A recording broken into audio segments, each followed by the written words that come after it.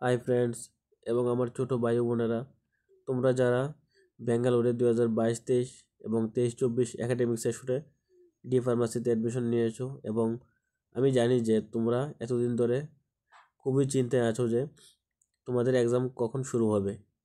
তো তোমাদের আর চিন্তা করতে হবে না, কারণ তোমাদের এক্সাম ডেট পাবলিশ হয়ে গেছে।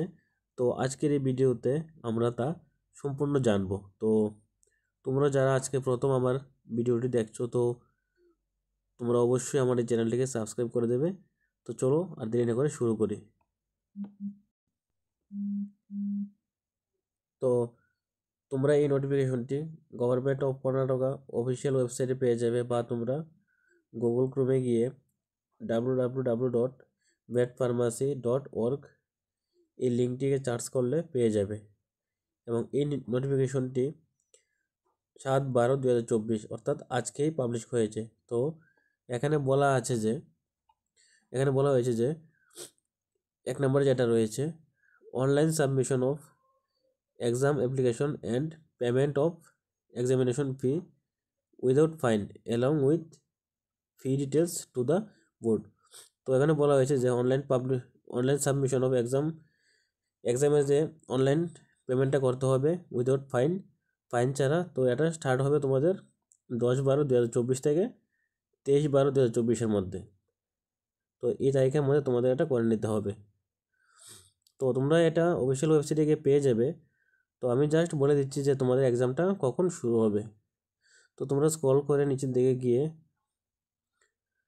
6 নম্বর অপশনে দেখবে যে এখানে বলা আছে যে commitment of D pharma part 1 and part 2 annual and supplementary exam January 2025 theory exam.